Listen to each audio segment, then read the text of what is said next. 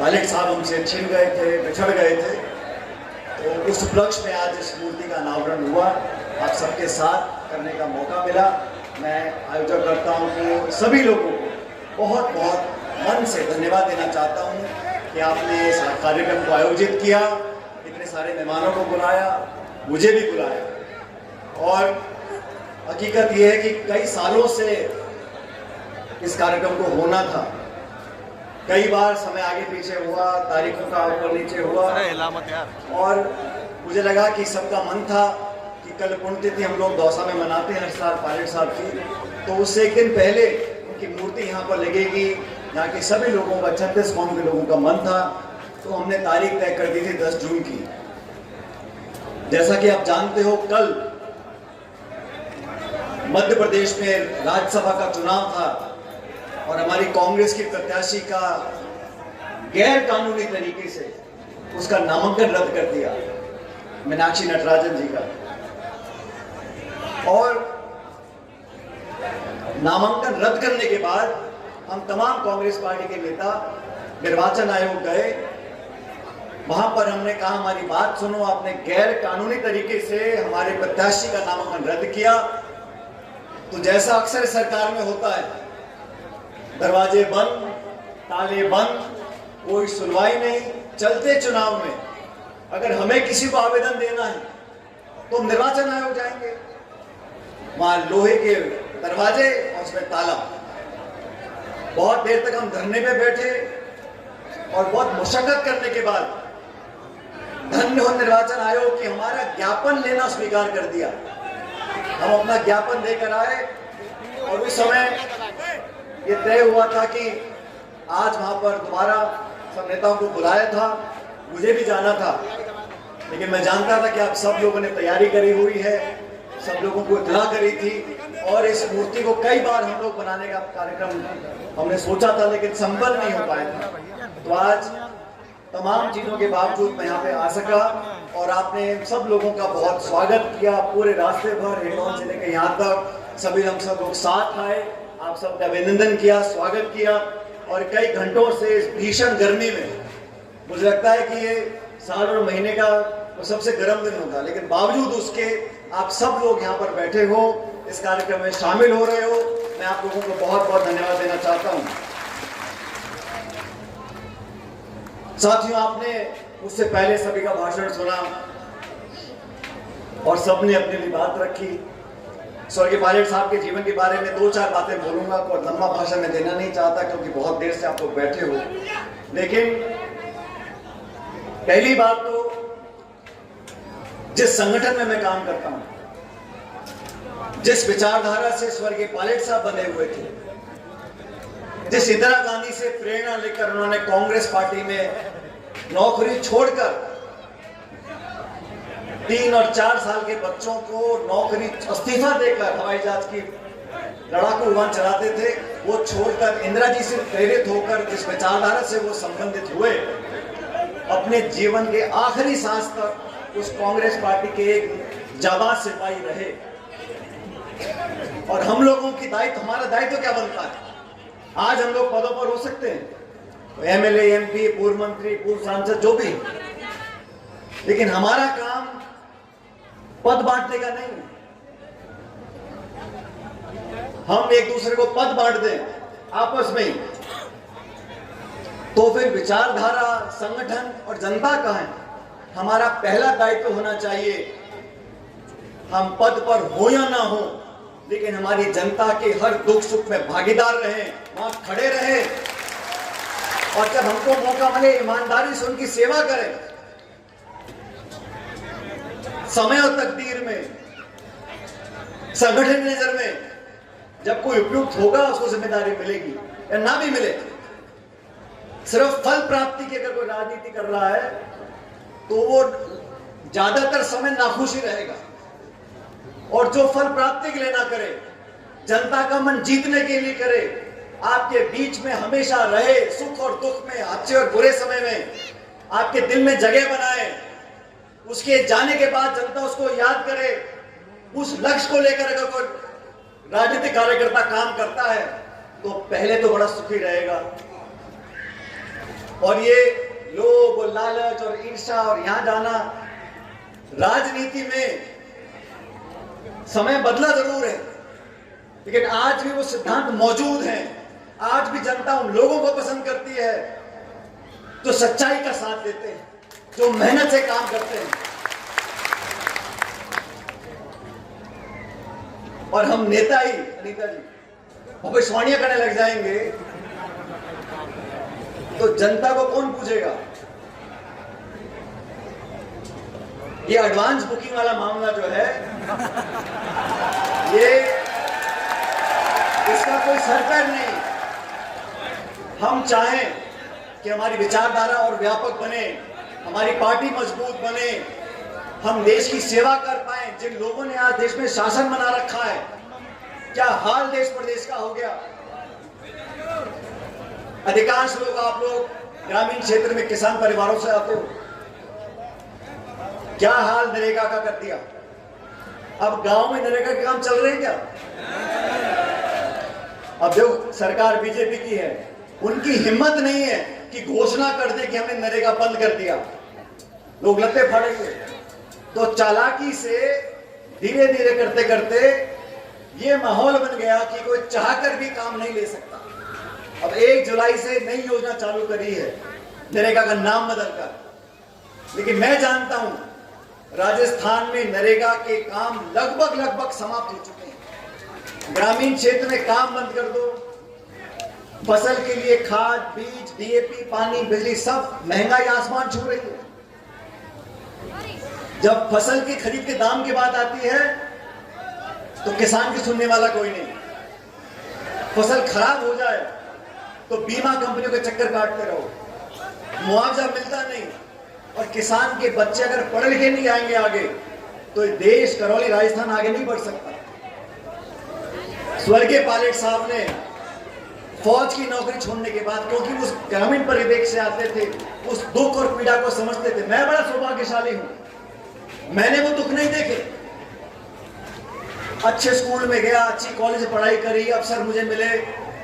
लेकिन मैं धन्यवाद देना चाहता हूं पायलट साहब का कि तमाम सुविधाएं होने के बावजूद भी उन्होंने घर का माहौल हम लोगों को यह एहसास जरूर कराया कि किसान में रहने वाला, गांव में रहने वाला जो किसान है, जो 2.5 बीघे में खेती करता है, उसको अपनी बच्ची के हाथ पीले करने के लिए कितने धक्के खाने पड़ते हैं, कितना उधार लेना पड़ता है। आज समय बदल गया, आज हाथ में मोबाइल फोन है, लगभग हर चौथे गांव घर में ट्रैक्टर है। लेकिन जो उन्नति शहरों में हो रही है वो गांव में नहीं हो रही। जो अमीर गरीब की खाई है वो बहुत बढ़ गई है। गांव शहर में जो दूरियां हैं वो बढ़ रही है। और देश में जिन लोगों का शासन आज है 11-12 सालों से, क्या भाषण दिए थे आप लोग? हाँ या ना बताना। ये कहा था कि किसान की आमदनी दुगनी होगी, कहा था कि नहीं कहा था? हो गई आमदनी दुगनी किसानों की। कितने लाख करोड़ रोजगार देंगे। जो नौकरियां चल भी रही हैं, जो बड़े बड़े सरकारी कंपनियां थी उनकी नौकरी बंद कर दी। निजी क्षेत्र में इस देश के हवाई अड्डे, बंदरगाह, बिजली घर, खान, गोदाम सब चंद लोगों के हाथ में दे दिया। संविधान से छेड़छाड़ कर कर जो आरक्षण हमको अंबेडकर साहब ने दिया था संविधान के अंदर, उस पर भी नजर टिकाए बैठे थे। वो तो भला हो देश की जनता का कि 400 पार नहीं किया, 240 पे लटका दिया। ये तो भगवान जाने क्या करते संविधान का। संविधान की धज्जियां उड़ाई जा रही है। हमारी कांग्रेस की प्रत्याशी पेपर दे रही है नामांकन का, 6:30 बजे कहते हैं आपका नामांकन कैंसिल। क्यों कैंसिल? कि आपको फला साल में एक नोटिस आया था, उस पे कोई एफआईआर नहीं, कोई चार्जशीट नहीं, कोई केस नहीं, कोई मुकदमा नहीं, कोई सजा नहीं, लेकिन नामांकन रद्द कर दिया क्योंकि वो कांग्रेस की प्रत्याशी थी।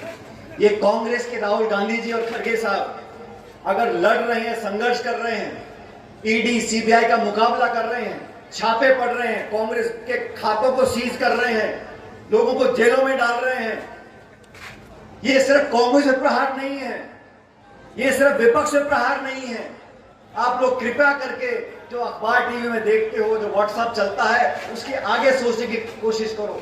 ये सिर्फ कांग्रेस या विपक्ष प्रहार नहीं है। इस 75 साल में इस देश में जो लोकतंत्र की जड़ें मजबूत हुई थी, उन जड़ों पर ये मट्ठा डाल रहे हैं, उन जड़ों को कमजोर करना चाहते हैं। इस बात को समझना पड़ेगा। हमारा विरोध व्यक्तिगत किसी से नहीं है,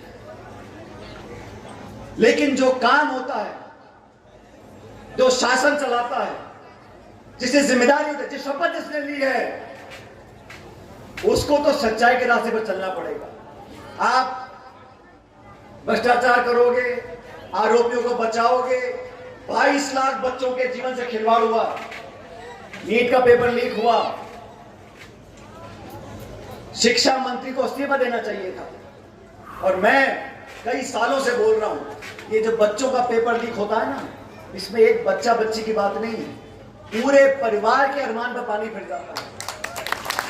इन लोगों को मालूम नहीं, यहां जो बच्चा ट्यूशन पढ़ने के लिए हिंडौने करौली जाएगा या जयपुर जाकर रहेगा, कितने का तो मेस होगा, कितने का हॉस्टल होगा, कितना आने जाने का किराया होगा, और गरीब बाप अपना पेट काट कर उन बच्चे बच्चों की पढ़ाई के लिए सब कुछ करने को तैयार है। साल, सवा साल, 2 साल मेहनत करो, एग्जाम देने जाओ।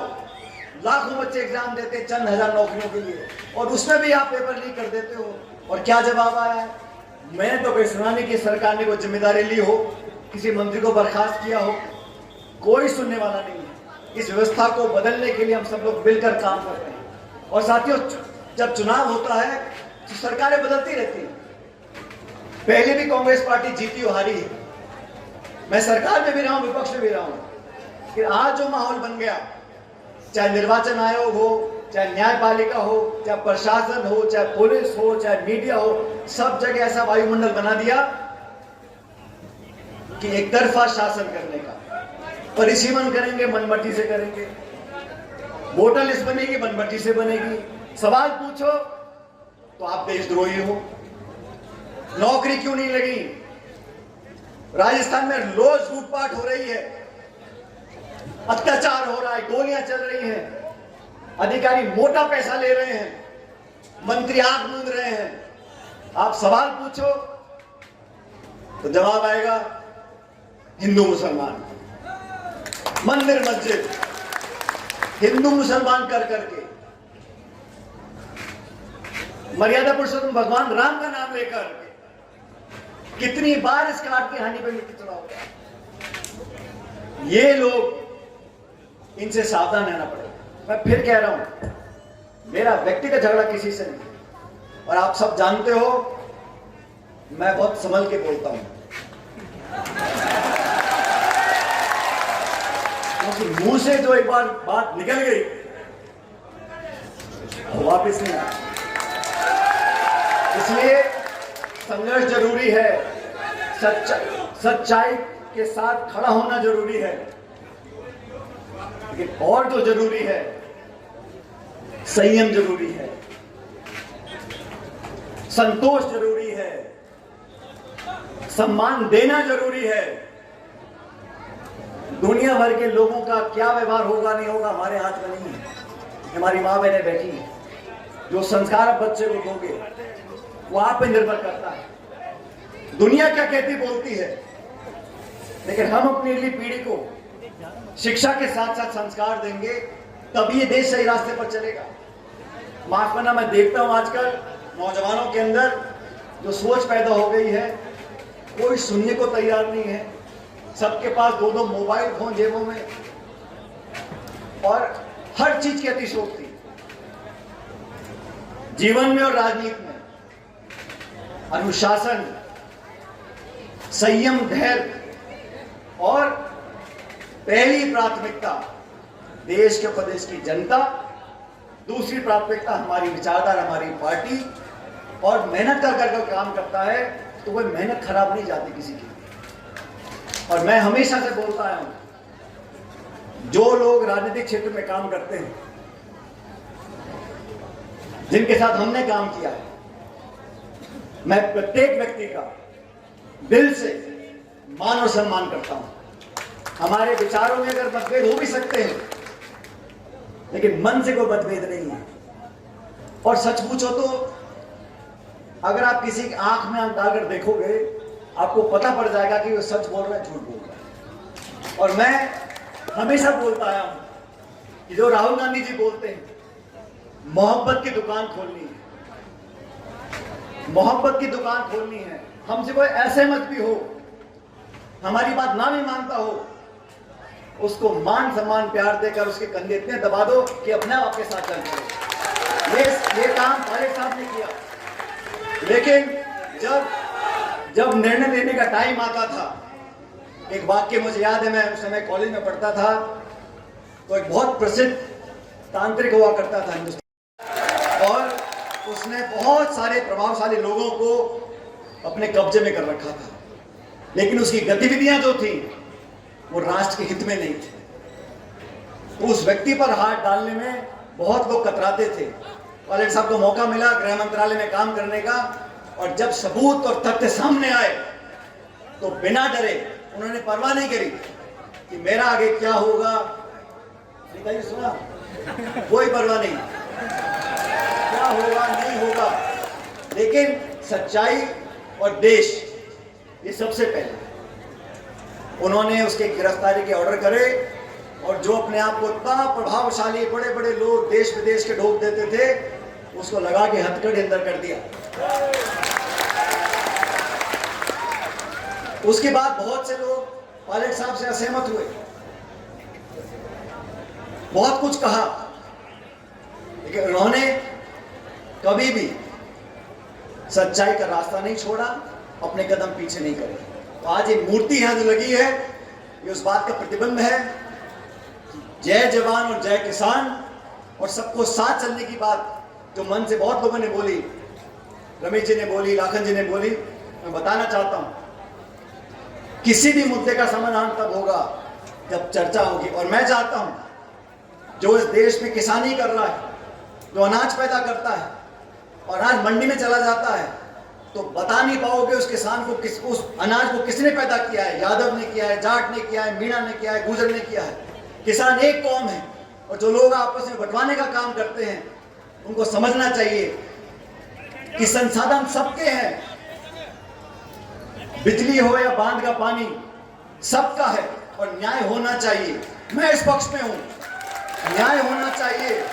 किसी का गैर कानूनी तरीके से, गैर जिम्मेदार तरीके से कोई हक छीनता है, मैं उसके खिलाफ हूं, लेकिन सब पक्षों को बुलाकर बात करनी चाहिए, और जो पानी मांगते हैं उनको पानी मिलना चाहिए। सरकार की जिम्मेदारी है, बुलाकर बात करें। आज आपका डबल इंजन है, दिल्ली में भी जयपुर में भी, सारी ताकत आपके पास है, पुलिस है, फौज है, प्रशासन है, मंत्री है, सांसद है, सब लोग हैं। और हम सब लोग जो चाहते हैं कि हर समस्या का समाधान प्यार और मोहब्बत से निकले, बातचीत से निकले। जो कुछ हम सबसे बन पड़ेगा हम करने को तैयार हैं, लेकिन देश और प्रदेश का जात और धर्म के नाम पर जो राजनीतिक लाभ उठाना चाहते हैं, वो हम कभी नहीं होने देंगे।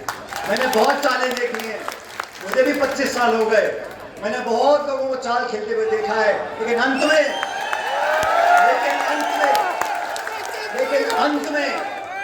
जीत हमेशा जनता की होती है। और जो जनता की बात करेगा, अरे कौन किस गोत्र में है, कौन किस जाति में है, कौन किस धर्म में है, हम सब इस देश के नागरिक हैं।